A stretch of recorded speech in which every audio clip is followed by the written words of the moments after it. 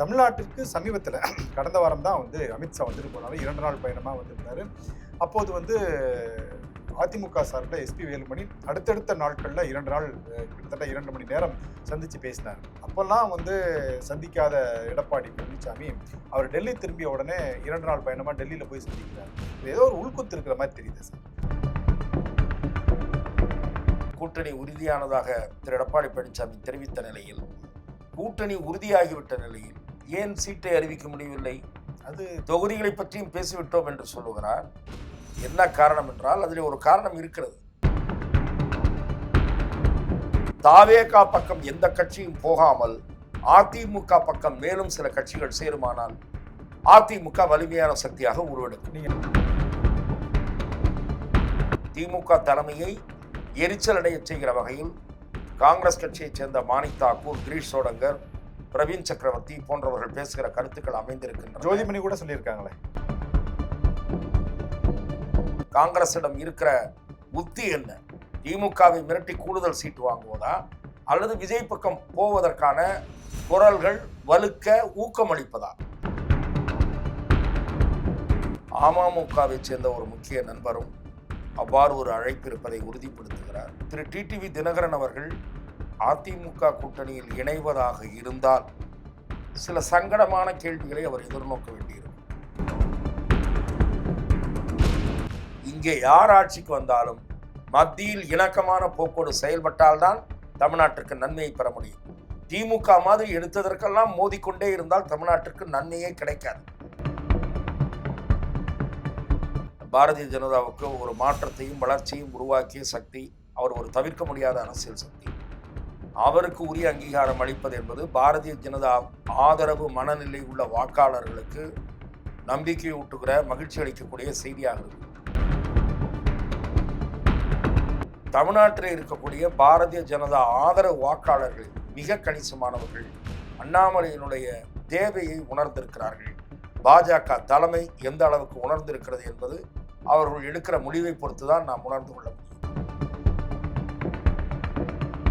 ஆகவே பாரதிய ஜனதா இப்படி படத்தை நிறுத்தினால் அவர் வழிக்கு வந்து விடுவார் என்று பாரதிய ஜனதா அப்படி நினைக்கிற அளவுக்கு பாரதிய ஜனதா அரசியல் விவரமற்ற கட்சி அல்ல.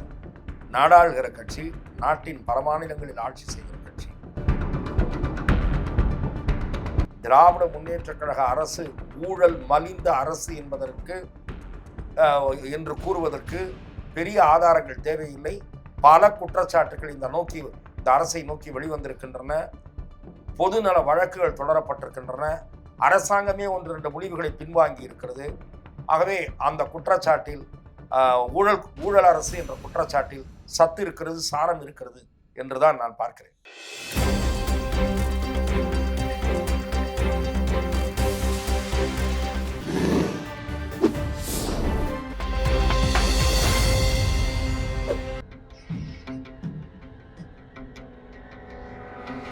தமிழ் அலை நேயர்களுக்கு வணக்கம். இன்றைய சந்திப்பில் நம்மோடு இணைந்திருப்பவர் மூத்த பத்திரிகையாளர் துக்ளக் திரு ரமேஷ் அவர்கள். வணக்கம் சார். வணக்கம். எடப்பாடி பழனிசாமி அவர்கள் 2026 ஆண்டு சட்டமன்ற தேர்தலுக்கு மெகா கூட்டணி அமைத்து போட்டியிடுவேன்னு சொல்லி ஒவ்வொரு கூட்டங்களும் அறிவிச்சுட்டு வந்தார். அதற்கு ஒரு அச்சாரம் போடுவது போல பாமகவுடைய அன்புமணி ராமதாஸ் தலைமையிலான பாமக நேற்று கூட்டணியில் இணைஞ்சிருக்காங்க. எப்படி பார்க்குறீங்க சார்?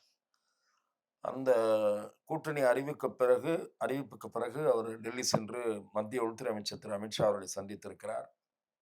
அந்த சந்திப்பில் என்ன பேசப்பட்டது? கூட்டணி பற்றி பேசவில்லை என்கிறார் திரு எடப்பாடி பழனிசாமி. கூட்டணி பற்றி பேசாததற்கு எதற்கு டெல்லி வரை போனார் என்று கேட்டால், திரு அமித்ஷா அவர்கள் தமிழகம் வருகை தந்தபோது சந்திக்க முடியவில்லை, ஆகவே இப்போது மரியாதை நிமித்தமாக சந்திக்க வந்தோம் என்று சொல்லிவிட்டு தமிழகத்தினுடைய அரசியல் சூழல் குறித்து அவரிடம் பேசியதாக கூறியிருக்கிறார். அதன் பிறகு அவர் அளித்த பேட்டியிலே திரு ஓபிஎஸ் அவர்களுக்கு அதிமுகவிலே இடமில்லை, கூட்டணியிலும் இடமில்லை என்பது போல கருத்து தெரிவித்திருக்கிறார். திருமதி சசிகலா விஷயத்திலும் எதிர்மறையான கருத்தை தான் தெரிவித்திருக்கிறார். அதை தாண்டி பார்த்தால் நீங்கள் கூறியதை போல கூட்டணி விரிவடையும் என்ற பழைய பல்லவியை பாடியிருக்கிறார். விரிவடையும் என்று சொன்னால் தேசிய ஜனநாயக கூட்டணியில் ஏற்கனவே இடம்பெற்று அல்லது அதிமுகவோடு ஏற்கனவே கூட்டணியில் இருந்து இப்போது அந்த அணியில் இல்லாமல் இருக்கக்கூடிய கட்சிகள் 2 கட்சிகள். அதிமுகவோடு இருந்த கட்சிகள். ஒன்று தேசிய முற்போக்கு திராவிடர் கழகம், இன்னொன்று புதிய தமிழகம். பாரதிய ஜனதாவோடு இருந்த கட்சி அம்மா மக்கள் முன்னேற்ற கழகம். அம்மா மக்கள் முன்னேற்ற கழகத்தை பற்றி ஒரு நேரடியாக கருத்து கூறாமல் பொறுத்திருந்து பாருங்கள் என்று திரு எடப்பாடி பழனிசாமி கூறியிருக்கிறார். தேசிய முற்போக்கு திராவிடர் கழகத்தை பொறுத்தவரை கடலூர் மாநாட்டில் அறிவிப்பதாக கூறியிருந்தாலும் கூட இறுதி முடிவு எடுத்து விடுவார்களா என்பதிலே எனக்கு ஒரு சந்தேகம் இருக்கிறது. அவங்க திமுக போறது கூட தயாரா இருக்காங்க மாதிரி கேள்விப்பட்டேன். திராவிட முன்னேற்ற கழகத்தில் அவர்களுக்கு அழைப்பு இருக்கிறது. அது தவிர நேற்றைய தினம் பாட்டாளி மக்கள் கட்சியோடு அதன் ஒரு பிரிவோடு கூட்டணி உறுதியானதாக திரு எடப்பாடி பழனிசாமி தெரிவித்த நிலையில், கூட்டணி உறுதியாகிவிட்ட நிலையில் ஏன் சீட்டை அறிவிக்க முடியவில்லை? அது தொகுதிகளை பற்றியும் பேசிவிட்டோம் என்று சொல்லுகிறார். என்ன காரணம் என்றால் அதில் ஒரு காரணம் இருக்கிறது. இவருக்கு சீட்டு என்ன சொன்னார்கள் என்று அறிவித்து விட்டால் தேசிய முற்போக்கு திராவிடர் கழகம் அதே அளவுக்கோ அதற்கு நிகராகவோ கேட்கும். இன்னொன்று, அன்புமணி அவர்களுக்கு ராஜசுவாசி கொடுப்பதாக இருந்தால் எங்களுக்கும் கொடுக்க வேண்டும், எங்களுக்கு பழைய வாக்குறுதி இருக்கிறது தேமுதிக வலியுறுத்தும்.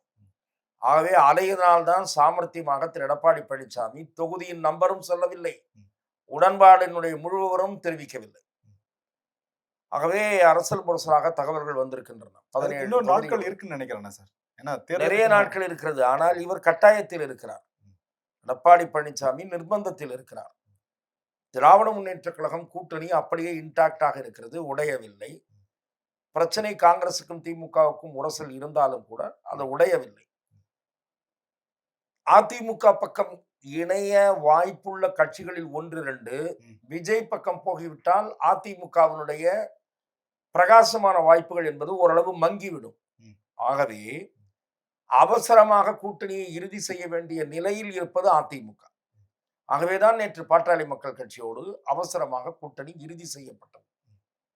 ஆனால் புத்திசாலித்தனமாகவும் விவேகமாகவும் செயல்பட்டிருக்க வேண்டும் என்று சொன்னால் டாக்டர் ராமதாஸ், டாக்டர் அன்புமணியிடையே சமரசத்தை எட்டுவதற்கான முயற்சிகள் மேற்கொள்ளப்பட்டு 2 தரப்புக்கும் பொதுவாக ஒரு நம்பரை சொல்லி அவர்கள் உள்ளே கொண்டு வந்திருந்தால் அது அரசியல் ரீதியாக புத்திசாலித்தனமான விவேகமான பயனளிக்கக்கூடிய ஒரு முடிவாக இருந்திருக்கும். இப்போது ஒரு பகுதி பாமக இவரிடம் வந்துவிட்டது. மெஜாரிட்டி நிர்வாகிகள் அன்புமணியை அங்கீகரிச்சிருக்கிறாங்க. அது மோசடி என்று பாட்டாளி மக்கள் கட்சியினுடைய ராமதாஸ் தரப்பு வழக்கறிஞர் கூறுகிறார். ராமதாஸ் வேறு ஒரு முடிவு எடுத்தால் பாமகவுக்கு கிடைக்க வேண்டிய முழுமையான வாக்குகள் கிடைக்காது என்பதுதான் என்னுடைய பார்வை. அதனால கூட அவருக்கு தொகுதிகளை எடப்பாடி அறிவிக்காம கூட இருந்திருக்கலாமே. ஏன்னா இவங்களுடைய குழப்பங்கள் தீரட்டும், அதுக்கு அறிவிக்கலாம் அப்படின்ட்டு கூட இருந்திருக்கலாம். நீங்கள் குழப்பங்கள் தீர்ந்த பிறகு அறிவிக்க வேண்டும் என்று சொன்னால் அன்புமணியோடு கையெழுத்தாகிவிட்டது என்பதை மகிழ்ச்சியாக பகிர்ந்து கொண்டு நீங்கள் பேட்டி அளித்து வெற்றி பெறுவோம் என்றெல்லாம் சொன்னது அப்ப என்ன அர்த்தம்? ராமதாஸ் அவர்களை நீங்கள் மதிக்கவில்லை என்றுதான் அர்த்தம். இல்ல, நீங்கள் கூட கடந்த முறை எங்க கூட பேட்டி கொடுக்கும்போது ஒரு வார்த்தை சொன்னீங்க, மெகா கூட்டணி அமைப்பேன் எடப்பாடி சொல்றாரு. ஆனா தேமுதிக பாட்டாளி மக்கள் கட்சியினுடைய அன்புமணியை கூட கூட்டணிக்குள்ள கொண்டு வர முடியலையே அப்படின்னு சொல்லியிருந்தீங்க. ஆனா இப்ப அன்புமணியை கொண்டு வந்துட்டார். அன்புமணியை கொண்டு வர வேண்டும் என்று சொன்னால் நான் என்ன சொன்னேன் என்றால், நீங்கள் நன்றாக ரீகலெக்ட் செய்யுங்கள். ஒருங்கிணைந்த பாமக வர வேண்டும், ஒருங்கிணைந்த அதிமுக வர வேண்டும், அப்போதுதான் வெற்றி வாய்ப்பு என்று சொன்னேன். அதே கருத்தில் நான் உறுதியாக இருக்கிறேன். அதுக்கான சாத்தியக்கூறுகள் இல்லாத போது, இந்த நாட்களும் கம்மியா இருக்கும் போது நீங்க எப்படி ஏன் நாட்கள் கம்மியாக இருக்கு சொல்றீங்க? நாம இப்ப ஜனவரியில தான் இருக்கும். அரசியல்ல ஒரு வாரம் கூட நீண்ட அவகாசம் தான். அதாவது அன்புமணிக்கும் அவங்களுடைய தந்தை ராமதாஸுக்கும் உரிய பிரச்சனைகள் இந்த ஒரு 3 மாசத்துல தீர்க்கக்கூடிய பிரச்சனைகள் இல்லை. ஏன்னா இது கிட்டத்தட்ட ஒரு 6-7 மாசமாவே தொடர்ந்து நடந்துட்டு இருக்கு. எந்த விதமான உடன்பாட்டுக்கு வர அப்படி இல்லாத பட்சத்துல ஒரு பிரிவோடு நீங்கள் கூட்டணி வைத்தால் பாமகவினுடைய பழைய வாக்கு என்னவோ அது அப்படியே இந்த கூட்டணிக்கு கிடைக்கும் என்று நான் நம்பவில்லை. டாக்டர் ராமதாஸ் பக்கமும் கணிசமான வன்னியர்கள் வன்னி மக்கள் ராமதாஸ் மீது அதை பத்தி மரியாதை வைத்திருக்கிறார்கள். அதை பத்தி கவலைப்பட வேண்டியது எடப்பாடி பழனிசாமி, அன்புமணி தானே. நிச்சயமாக நாம் அரசியல் பார்வையாளராக, அரசியல் விமர்சகராக பாமகவுடைய மொத்த வாக்குகளும் இந்த தரப்புக்கு கிடைக்குமா என்று நாம் பார்க்கிறோம். அப்படி பார்க்கும்போது மொத்த வாக்குகளும் கிடைக்காது என்கிற முடிவுக்குத்தான் வர வேண்டி இருக்கிறது. கடந்த கால படிப்பினைகள் நமக்கு நிறைய உணர்த்துகின்றன. கட்சிகள் பிளவுபட்ட போது ஒரு பகுதி வாக்கை ஒரு பிரிவு கொண்டு போனாலும் கூட அது பழைய வாக்குக்கு ஏற்பட்ட சேதாரம் தானே. அது நீங்கள் தேர்தலுடைய சீட்டு நாடாளுமன்ற கொடுப்பாரு. தேர்தலில் அதிமுக ஓபிஎஸ் டிடிவி தரப்பு வாங்கிய வாக்குகள் காரணமாகத்தானே அதிமுக 7 தொகுதியில் டெபாசிட் இழந்தது. அந்த உண்மையை நாம் எப்படி மறந்து விட முடியும்? அதே நிலை பாமக மூலம் பாமக போட்டியிடுகிற அன்புமணி தரப்பு போட்டியிடுகிற தொகுதிகளிலோ, அதிமுக போட்டியிடுகிற தொகுதிகளிலோ நேரிடாது என்பதற்கு என்ன உத்தரவாதம்? ஒருவேளை டாக்டர் ராமதாஸ் திராவிட முன்னேற்ற கழக கூட்டணியிலோ, விஜய் கூட்டணியிலோ இணைந்தால் அவரும் வாக்குகள் வாங்குவாரா மாட்டாரா? ராமதாஸுக்கு என்று ஒரு வாக்கு இருக்கிறதா இல்லையா? இருக்கு. அவருக்குரிய வாக்கு அவருக்கு போயிடும். இவருக்கு என்ன அந்த வாக்குகள் யாருக்கு விழ வேண்டிய வாக்குகள்? பாட்டாளி மக்கள் கட்சி முழுமையாக பெற வேண்டிய வாக்குகள். அதிலே கொஞ்சம் குறையும் போது அது அன்புமணிக்கு நஷ்டம்தான், அதிமுகவுக்கு நஷ்டம்தான். அந்த உண்மையை நாம் மறைத்து விட்டு பேசக்கூடாது. அன்புமணி வந்தது நஷ்டத்துல லாபம்னு வச்சுக்க வேண்டியதானே. வந்தவரை லாபம் என்று வைத்துக் கொள்ளலாம். நஷ்டத்தில் லாபம் இல்லை, வந்தவரை லாபம். ஏதோ ஒரு 4% பாமக 2% நம்ம கிட்ட வந்துச்சா, 2.5% வந்துச்சா, அது லாபம். கூட்டிக்கலாம், பர்சன்டேஜ் வேணா கூட்டிக்கலாம். ஆகவே இதுதான் நடந்திருக்கிறது. இந்த நிலையிலும் கூட அதிமுக அணி வலுவடைந்து விட்டதாக நான் பார்க்கவில்லை. வலுவடைவதற்கான முன்னேற்ற பாதையில போயிட்டு இருக்கான்னு நினைக்கிறீங்களா? இன்னும் 2-3 கட்சிகள் அதிமுக அணியில் இணையுமானால், அந்த 2-3 கட்சிகள் இணைகிற நிலையில் தாவேகா பக்கமும் எந்த கட்சியும் போகாமல் இருக்க வேண்டும். தாவேகா பக்கம் எந்த கட்சியும் போகாமல் அதிமுக பக்கம் மேலும் சில கட்சிகள் சேருமானால் அதிமுக வலிமையான சக்தியாக உருவெடுக்கும். நீங்க முதல்ல குறிப்பிடும்போது ஒரு விஷயத்த தெளிவா சொன்னீங்க. திமுக கூட்டணி வந்து இன்டாக்டா, அதாவது நிலைகுலையாம அப்படியே இருக்காங்க. அப்போ கடந்த 2021 தேர்தல் எப்படி இருந்தாங்களோ அதே மாதிரி இருக்காங்க. ஆனா காங்கிரஸ் கட்சிக்குள்ள ஒரு சலசலப்பு ஏற்பட்டிருக்கு. ஆட்சியில பங்கு வேணும், அதிக சீட்டு வேணும் அப்படின்னு சொல்லி மாணிக் தாகூர் உள்பட பிரவீன் சக்கரவர்த்தி எல்லாருமே கருத்து தெரிவிக்கிறாங்க. அங்க ஒரு குழப்பமான சூழ்நிலை இருக்கு காங்கிரஸுக்கும் திமுகவுக்கு இடையில. அதே நேரத்துல வேல்முருகன் அவரும் இப்போ கடந்த 2-3 நாட்களாக அவருடைய பேட்டியை பார்த்தீங்கன்னா எடப்பாடியை வானுவா புகழ்றாரு. இல்ல, காங்கிரசுக்கும் திராவிட முன்னேற்ற கழகத்திற்கும் உரசல் இருக்கிறது என்பதை நான் என்னுடைய முதல் கேள்விக்கான பதிலில் போதே கூறினேன். அந்த உரசல் சரி செய்யப்படுவதற்கான முயற்சியை திரு சிதம்பரம் போன்றவர்கள் எடுத்து வருகிறார்கள். ஆனால் காங்கிரஸ் கட்சிக்குள் ஒரு சாரார் தாவேகாவுடன் கூட்டணி போனால் அதிக சீட்டுகள் வாங்கலாம் என்று நினைக்கிறார்கள். காங்கிரஸ் கட்சிக்கு பழைய போன முறை ஒதுக்கிய தொகுதிகளை விட ஒரு 5 தொகுதிகளை கூடுதலாக ஒதுக்கி தந்தால் இந்த பிரச்சனை செட்டில் ஆகிவிடும் என்று திராவிட முன்னேற்ற கழகத்தில் இருக்கக்கூடிய முன்னணி தலைவர்கள் சிலர் கருதுவதாக நான் கேள்விப்படுகிறேன். திராவிட முன்னேற்ற கழகத்தை அதே நேரத்தில் இரிட்டேட் செய்கிற வகையில், திமுக தலைமையை எரிச்சல் அடைய செய்கிற வகையில் காங்கிரஸ் கட்சியைச் சேர்ந்த மாணிக் தாக்கூர், கிரீஷ் சோடங்கர், பிரவீன் சக்கரவர்த்தி போன்றவர்கள் பேசுகிற கருத்துக்கள் அமைந்திருக்கின்றன. ஜோதிமணி கூட சொல்லியிருக்காங்களே. ஜோதிமணி அவர்கள் இன்றைய தினம் ஜனநாயகன் படத்திற்கு எழுந்த எதிர்ப்புக்கு விஜய்க்கு ஆதரவாக குரல் கொடுத்திருக்கிறார். மாணிக்கம் தாகூரும் ஆதரவாக குரல் கொடுத்திருக்கிறார். இவையெல்லாம் திமுகவுக்கு எரிச்சல் ஊட்டுகிற செய்கைகள்.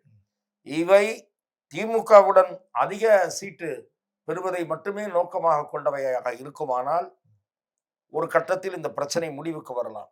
அல்லது திமுகவை மிரட்டி பார்க்கிற வேலையாக காங்கிரஸ் இந்த யுத்தியை கையில் எடுக்குமானால் அது எதிர்மறையாக போய் முடிகிற வாய்ப்பும் உண்டு. காங்கிரஸை கழற்றி விட்டு ராமதாஸுக்கும் திருமதி பிரேமலதாவுக்கும் அந்த சீட்டை கொடுத்து விடலாம், தேவைப்பட்டால் வேறு யாரையாவது கூட சேர்த்துக் கொள்ளலாம், ஓபிஎஸ்ஐ சேர்த்துக் கொள்ளலாம், டிடிவியை சேர்த்துக் கொள்ளலாம் என்ற முடிவுக்கு திமுக வருமானால் அப்போது காங்கிரஸ் விஜய் பக்கம் வேறு வழியே இல்லாமல் போக வேண்டியிருக்கும். இப்போது மிரட்டி மீன் பிடிக்க பார்க்கிறதா இல்லது அணி மாற விரும்புகிறதா என்பது புரியாத ஒரு நிலை தெரிகிறது. காங்கிரசிடம் இருக்கிற உத்தி என்ன? திமுகவை மிரட்டி கூடுதல் சீட்டு வாங்குவதா அல்லது விஜய் பக்கம் போவதற்கான குரல்கள் வலுக்க ஊக்கமளிப்பதா? விஜய் பக்கம் போவது என்று காங்கிரஸ் முடிவெடுக்குமானால் திமுக மாற்று வழிகளுக்கும் தயாராக இருக்கிறது என்பதுதான் எனக்கு கிடைக்கிற தகவல். சரி சார். எடப்பாடியுடைய டெல்லி விசிட் பத்தி ஆரம்பத்தில் நீங்க பேசினீங்க. இந்த அரசியலை வந்து நீண்ட நெடுங்காலமா உற்று நோக்கக்கூடிய உங்ககிட்ட இந்த கேள்வியை கேட்டா சரியா இருக்கும்னு நினைக்கிறேன் சார். தமிழ்நாட்டிற்கு சமீபத்தில் கடந்த வாரம் தான் வந்து அமித்ஷா வந்துட்டு போனாரு. 2 நாள் பயணமா வந்திருந்தாரு. அப்போது வந்து அதிமுக சார்பில் எஸ்பி வேலுமணி அடுத்தடுத்த நாட்கள்ல 2 நாள் கிட்டத்தட்ட 2 மணி நேரம் சந்திச்சு பேசினார். அப்பெல்லாம் வந்து சந்திக்காத எடப்பாடி பழனிசாமி அவர் டெல்லி திரும்பிய உடனே 2 நாள் பயணமா டெல்லியில போய் சந்திக்கிறார். இது ஏதோ ஒரு உள்குத்து இருக்கிற மாதிரி தெரியுது சார்.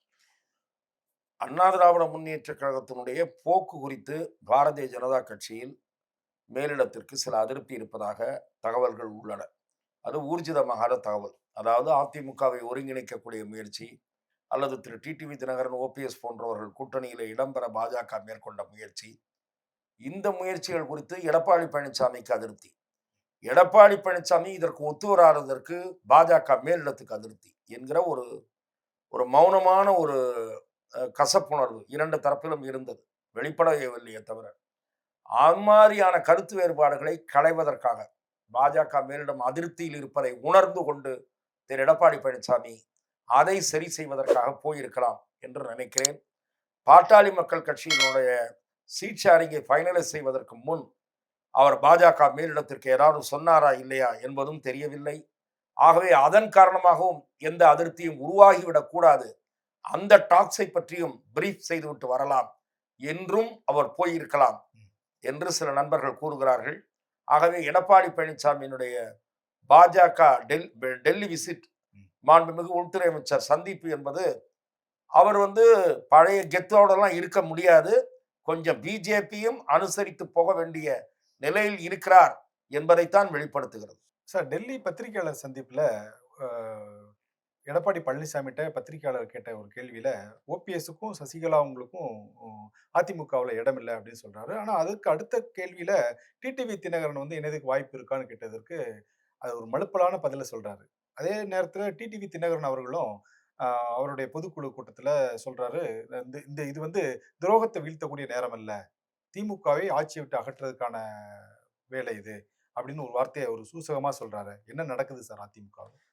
பாரதிய ஜனதா கட்சியின் மேலிடத்திலிருந்து திரு டிடிவி தினகரன் தரப்பினரை தொடர்பு கொண்டு, அதாவது குறிப்பாக திரு டிடிவி தினகரன் அவர்களையே தொடர்பு கொண்டு, அவசரப்பட்டு எந்த முடிவும் எடுக்க வேண்டாம், தேசிய ஜனநாயக கூட்டணியில் நீங்கள் இருக்க வேண்டும் என்று விரும்புகிறோம் என்று தெரிவித்ததாக விவரம் தெரிந்த அரசியல் பிரமுகர்கள் 1-2 பேர் என்னிடத்திலே தெரிவிக்கிறார்கள். அவர்கள் மேலிடத்தோடு தொடர்பில் இருப்பவர்கள். அமமுகவை சேர்ந்த ஒரு முக்கிய நண்பரும் அவ்வாறு ஒரு அழைப்பு இருப்பதை உறுதிப்படுத்துகிறார். திரு டிடிவி தினகரன் அவர்கள் அதிமுக கூட்டணியில் இணைவதாக இருந்தால் சில சங்கடமான கேள்விகளை அவர் எதிர்நோக்க வேண்டியிருக்கும். கண்டிப்பா. முதல் கேள்வி, எடப்பாடி பழனிசாமி முதலமைச்சர் வேட்பாளராக இருக்கக்கூடிய அணியில் நான் இருக்க மாட்டேன் என்று சொன்னீர்களே, ஒரு பேட்டியில் ஏற்கனவே சொல்லியிருந்தார், இப்போது எப்படி போய் சேர்ந்தீர்கள் என்று கேட்பார்கள். எடப்பாடி பழனிசாமி ஒரு துரோக சக்தி என்று துரோகத்தை வீழ்த்துனர் சொல்லியிருந்தார் என்று சொல்லியிருந்தார். அது ஒரு கேள்வி இருக்கும். இரண்டாவது கேள்வி, 2 நாட்களுக்கு முன் நடந்த அமமுகவினுடைய பொதுக்குழுவில், சில தினங்களுக்கு முன் நடந்த அமமுகவினுடைய பொதுக்குழுவில், நாம் கைகாட்டுகிற நபர்தான் முதலமைச்சராக வருவார், அது மட்டுமல்ல, இந்த தேர்தலுக்கு பிறகு அமைகிற ஆட்சியில் அமமுகவை சேர்ந்த சிலர் அமைச்சர்களாக இருப்பார்கள் என்று திரு டிடிவி தினகரன் கூறினார். அப்படியானால் அமமுக கூட்டணி ஆட்சியை வலியுறுத்தும் மந்திரி சபை, கூட்டணி மந்திரி சபையாக அது இருக்கும், அதிலே நாங்கள் இருப்போம் என்பதுதான் அதன் பொருள். இது பேசியவர் டிடிவி தினகரன். உறுப்பினர்கள் எல்லாம் கைதட்டினார்கள், பொதுக்குழு உறுப்பினர்கள் எல்லாம். ஆகவே டிடிவி தினகரன் இப்போது பாஜக அதிமுக அணியில் இணைவதாக இருந்தால் மந்திரி சபையில் இடம் அளிப்பதாக அவருக்கு உறுதி அளிக்கிறார்களா? அப்படி உறுதி அளித்தால் அந்த அணியில் அவர் இணைவதில் அர்த்தம் இருக்கும், பொருள் இருக்கும். ஏனென்றால் எங்கள் விருப்பம் நிறைவேறுகிறது என்று நிருபர்களிடம் கூறலாம். இல்லாவிட்டால் அவர் இந்த 2 கேள்விகளுக்கு பதிலளிக்க வேண்டும். எடப்பாடி எப்படி முதலமைச்சராக ஏற்றுக்கொண்டீர்கள், முதலமைச்சர் வேட்பாளர் என்று ஏற்றுக்கொண்டீர்கள், கூட்டணி மந்திரி சபைக்கு வாய்ப்பில்லாத கூட்டணியில் எப்படி போய் இணைந்தீர்கள் என்கிற சங்கடமான 2 கேள்விகளை திரு டிடிவி தினகரன் எதிர்கொள்ள வேண்டியிருக்கும். அந்த முடிவை அவர் எடுக்கப் போகிறாரா என்பது அடுத்த ஒரு வாரத்தில் தெரிந்துவிடும் என்று சில நண்பர்கள் கூறுகிறார்கள். அதுவரை நானும் பொறுத்திருக்க விரும்புகிறேன். நீங்க சொல்றீங்க பிஜேபி அனுசரிச்சு தான் போகணும் அதிமுக அப்படின்னு. ஆனா இன்னைக்கு டெல்லியில பேட்டி கொடுக்கும்போது எடப்பாடி பழனிசாமி சொல்றாரு, அதிமுகவுடைய உள் விவகாரத்துல பாஜக தலையிடாது அப்படிங்கிறார். ஒரு பாயிண்ட். இன்னொரு இடத்துல சொல்லும்போது சொல்றாரு, டெல்லி தமிழகத்தை எப்போதும் ஆள முடியாது அப்படின்னு சொல்றாரு. அதை எப்படி டெல்லி தமிழகத்தை ஆள முடியாது என்பது கூட்டணி ஆட்சிக்கு கிடையாது என்ற அறிவுறுத்தல் மட்டுமல்ல, திரு மு.க. ஸ்டாலின் சொன்னதற்கு பதில், பாஜகவுக்கு பதில் அல்ல. திரு மு.க. ஸ்டாலின் அவர்கள் அதிமுக பொதுச் செயலாளரை விமர்சித்திருக்கிறார். அதிமுக ஜெயித்தால் ஆளப்போவது டெல்லியிலிருந்து பாஜக தான். அது அவருடைய விமர்சனம். அது ஃபேக்ட் ஸ்டேட்மெண்ட் என்று நான் எடுத்துக்கொள்ளவில்லை. பாஜக மத்தியில் ஆட்சியில் இருக்கிறது. இங்கே யார் ஆட்சிக்கு வந்தாலும் மத்தியில் இணக்கமான போக்கோடு செயல்பட்டால்தான் தமிழ்நாட்டிற்கு நன்மையை பெற முடியும். திமுக மாதிரி எடுத்ததற்கெல்லாம் மோதிக்கொண்டே இருந்தால் தமிழ்நாட்டிற்கு நன்மையே கிடைக்காது. மோதல் போக்கோடு அரசியல் நடத்துவது நல்லதல்ல. வெற்றிகரமாக ஒரு மத்திய அரசிடம் எப்படி நடந்து கொள்ள வேண்டும் என்று வெற்றிகரமாக செயல்பட்டு காட்டியவர் தமிழ்நாட்டில் மக்கள் திலகம் புரட்சி தலைவர் எம்ஜிஆர் மட்டும்தான். மத்தியிலே இருந்த அன்னை இந்திரா காந்தி அவர்களோடும் ராஜீவ் காந்தி அவர்களோடும் சுமூக உறவு பேணி தமிழ்நாட்டிற்கு தேவையானதை அவர் பெற்று வந்தார். அந்த அணுகுமுறைதான் எந்த முதலமைச்சர் இங்கே வந்தாலும் பயனளிக்கும். ஸ்டாலின் அவர்களைப் போல எடுத்ததற்கெல்லாம் மத்திய அரசு மீது பழி போட்டுக்கொண்டு அரசியல் நடத்துவது பயன் அளிக்காது. அதை திரு எடப்பாடி பழனிசாமி உணர்ந்திருப்பார், உணர்ந்து கொள்ள வேண்டும். சரி சார். பாஜக சார்பில் புதுக்கோட்டையில் நடைபெற்ற கூட்டத்தில் அண்ணாமலைக்கு வந்து நல்ல ஒரு முக்கியத்துவம் கொடுக்கப்பட்டதாக பேச்சு இருக்கு. அதே மாதிரி அமித்ஷா அவர்களும் அதே மாதிரி அண்ணாமலைக்கு மிகுந்த முக்கியத்துவம் கொடுத்து பேச வச்சு எல்லாம் பண்ணாரு. ஏதோ ஒரு புது பதவி கிடைக்கிறதுக்கான வாய்ப்புகள் இருக்கா சார்? இல்லை தேர்தலுக்கு முன்னால் அவருக்கு ஒரு முக்கியத்துவம் கிடைக்கிறதுக்கு வாய்ப்புகள்? தமிழ்நாட்டு அரசியலில் திரு அண்ணாமலை அவர்கள் ஒரு குறிப்பிடத்தக்க பாரதிய ஜனதாவுக்கு ஒரு மாற்றத்தையும் வளர்ச்சியும் உருவாக்கிய சக்தி. அவர் ஒரு தவிர்க்க முடியாத அரசியல் சக்தி. அவருக்கு உரிய அங்கீகாரம் அளிப்பது என்பது பாரதிய ஜனதா ஆதரவு மனநிலை உள்ள வாக்காளர்களுக்கு நம்பிக்கை ஊட்டுகிற மகிழ்ச்சி அளிக்கக்கூடிய செய்தியாக இருக்கும். அதை பாரதிய ஜனதா தலைமையும் நிச்சயம் உணர்ந்திருக்கும். திரு அமித்ஷா அவர்கள் புதுக்கோட்டையில் நடந்த கூட்டத்தில் மட்டுமல்ல, இதற்கு முன் அவர் வந்த பயணங்களின் போதும் திரு அமித்ஷா அவர்கள் முன்னிலையில் திரு அண்ணாமலை பேச அழைக்கப்பட்ட போது கூட்டத்தில் எழுகிற பெரும் ஆரவாரத்தை எல்லாம் திரு அமித்ஷா அவர்கள் பார்த்திருக்கிறார். அதே போல பாரத பிரதமர் நரேந்திர மோடி அவர்கள் திரு அண்ணாமலை மீது தனி அன்பு கொண்டிருக்கிறார் என்று பாரதிய ஜனதா கட்சி நண்பர்கள் கூறுகிறார்கள். அவருக்கு எப்போது எந்த பொறுப்பை பாரதிய ஜனதா அளிக்கும் என்பது தெரியவில்லை. ஆனால் தமிழ்நாட்டில் இருக்கக்கூடிய பாரதிய ஜனதா ஆதரவு வாக்காளர்கள் மிக கணிசமானவர்கள் அண்ணாமலையினுடைய தேவையை உணர்ந்திருக்கிறார்கள். பாஜக தலைமை எந்த அளவுக்கு உணர்ந்திருக்கிறது என்பது அவர்கள் எடுக்கிற முடிவை பொறுத்துதான் நாம் உணர்ந்து கொள்ள முடியும். இந்த கரூர் சம்பவம் தொடர்பாக விஜய்க்கு வந்து சிபிஐ வந்து நோட்டீஸ் ஒரு பக்கம் அனுப்பிச்சிருக்காங்க. அடுத்து ஜனநாயகன் படம் வந்து 9ஆம் தேதி ரிலீஸ் செய்யப்படதா இருந்துச்சு. ஆனால் தணிக்கை சான்றிதழ் இன்னும் வழங்கப்படவில்லை. அது கூட கோர்ட்ல போய் போராடி வாங்க வேண்டியது இருக்குன்னு. இது காங்கிரஸ் ஒரு பக்கம் சொல்றாங்க, இந்த படம் ரிலீஸ் பண்றதுல பின்னால மத்திய அரசு இருக்கு அப்படின்னு சொல்லி. காங்கிரஸ் திமுகவோட நிறைய சேர்ந்து திமுகவினுடைய கிளை அமைப்பு மாதிரியே சமீப காலமா மாறிட்டு இருக்கிறதுனால இப்படி குற்றச்சாட்டு வருது. திரு மு.க. ஸ்டாலின் இன்னும் ஒன்னே ஒரு விமர்சனம் தான் வைக்கல, மத்திய அரசு மேலேயும் பிரதமர் மோடி மேலேயும். இது எல்லா விமர்சனமும் வச்சுட்டு இருக்காரு. ரொம்ப கடுமையா ஏப்ரல் மேல கடுமையா வெயில் அடிக்குது, காரணம் நரேந்திர மோடி தான்.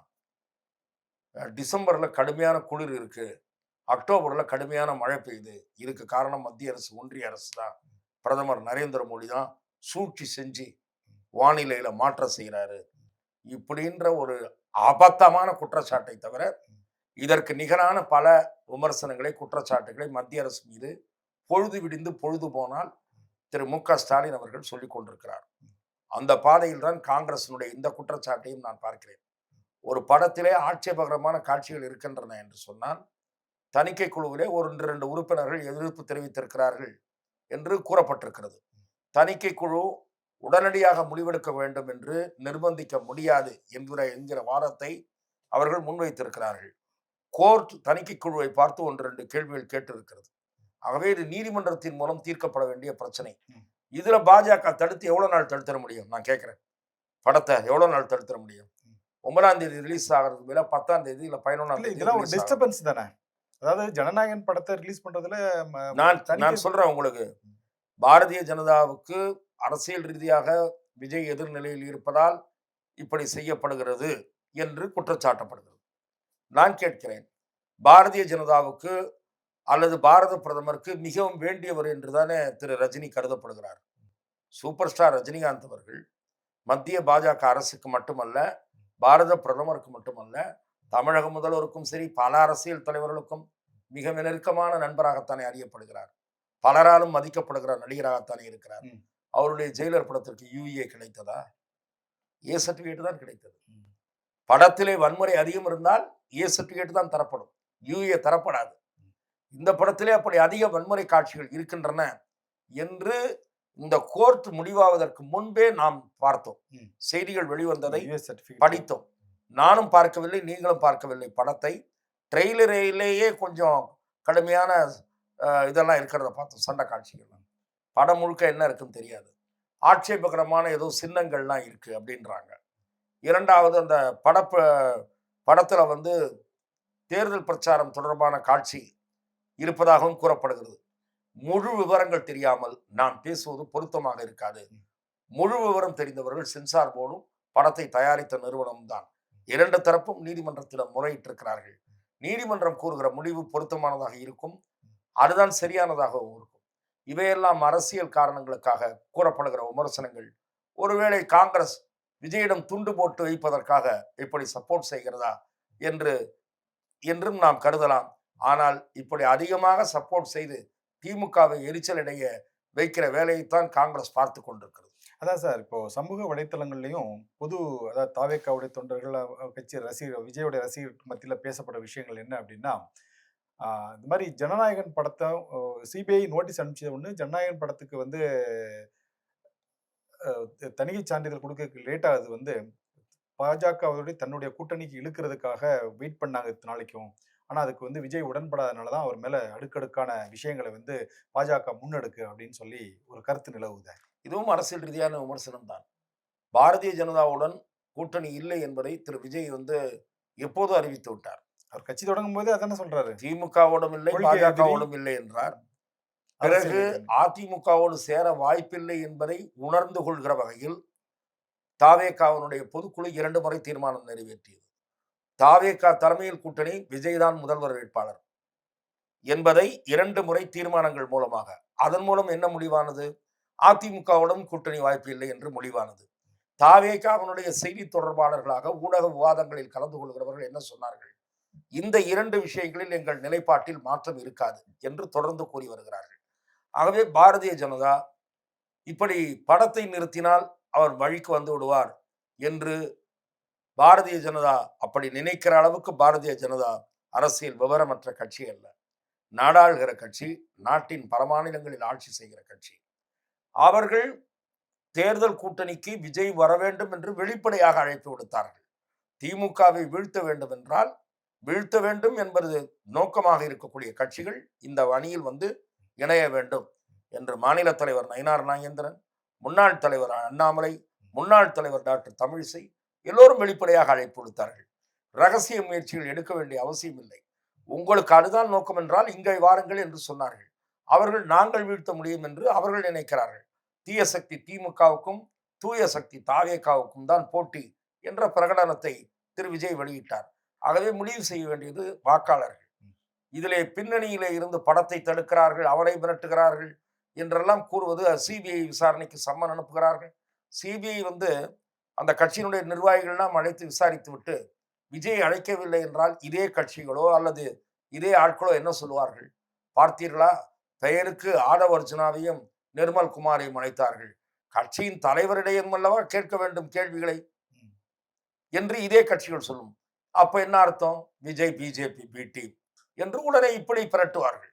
ஆகவே இவையெல்லாம் அரசியலில் சொல்லப்படுகிற, அதுவும் சமீப காலமாக இவர் இந்த கட்சியின் பி டீம், அவர் அந்த கட்சியின் பி டீம், நம்ம கிரிக்கெட் டீம் மாதிரி ஆகிவிட்டது இந்த வார்த்தைகள் எல்லாம். ஆகவே இவையெல்லாம் அர்த்தமற்ற விமர்சனங்கள் என்பது என் பார்வை. Okay sir.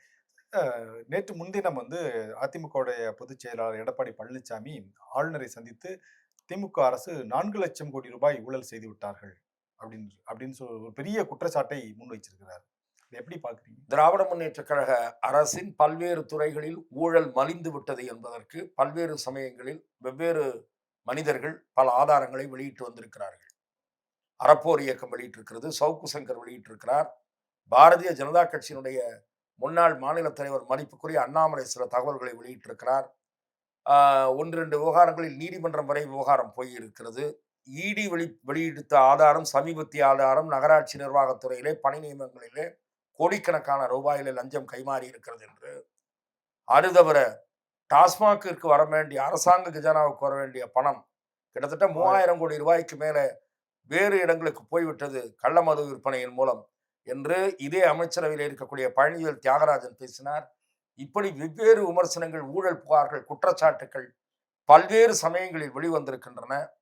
திரு எடப்பாடி பழனிசாமியின் அந்த புகார் மனுவில் என்னென்ன விவரங்கள் கொடுக்கப்பட்டிருக்கின்றன என்று முழுமையாக தெரியாத நிலையில் 4,00,000 கோடி ஊழல் என்றெல்லாம் நான் பேச தயாராக இல்லை. கேட்பதற்கு அந்த தொகை ஒரு பிரமிப்பை ஏற்படுத்தலாம் அல்லது பத்திரிகைகளுக்கு தலைப்புச் செய்தியாக எடப்பாடி பழனிசாமி தான் சொல்லியிருக்கிறார், அவருடைய பேட்டியில கூட அதுதான் நான் சொல்லுகிறேன். அது பத்திரிகை செய்திகளுக்கு பயன்படலாம்.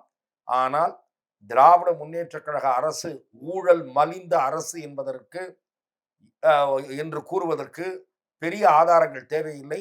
பல குற்றச்சாட்டுகள் இந்த அரசை நோக்கி வெளிவந்திருக்கின்றன.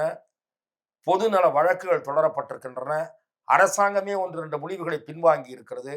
ஆகவே அந்த குற்றச்சாட்டில் ஊழல் அரசு என்ற குற்றச்சாட்டில் சத்து இருக்கிறது, சாரம் இருக்கிறது என்றுதான் நான் பார்க்கிறேன்.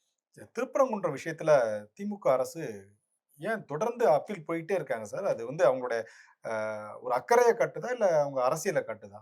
அவர்களுடைய அரசியலைத்தான் காட்டுகிறது, காழ்ப்புணர்வை காட்டுகிறது, சிறுபான்மை மக்களை தாஜா செய்கிற அரசியலை காட்டுகிறது, பெரும்பான்மை மக்களை மதிக்காத போக்கு காட்டுகிறது, திருப்பரங்குன்றம் வாழ் மக்களினுடைய பக்தியை புண்படுத்துகிற போக்கு காட்டுகிறது.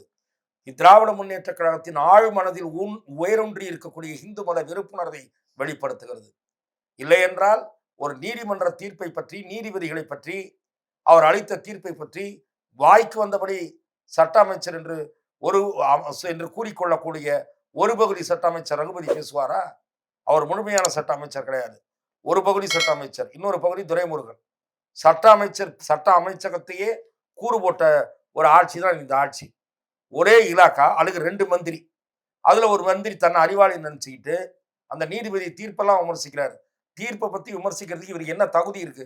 அவ்வளவு டெப்தா படிச்சவர் அவரு. அந்த ஜட்ஜுகளோட இவர் நாலேஜ் உள்ள இவருக்கு அதிகமா. ஆகவே சுப்ரீம் கோர்ட்டில் இந்த தீர்ப்பு உறுதிப்படுத்தப்படும் என்று நான் நம்புகிறேன். நன்றி, வணக்கம் சார். வாய்ப்புக்கு நன்றி.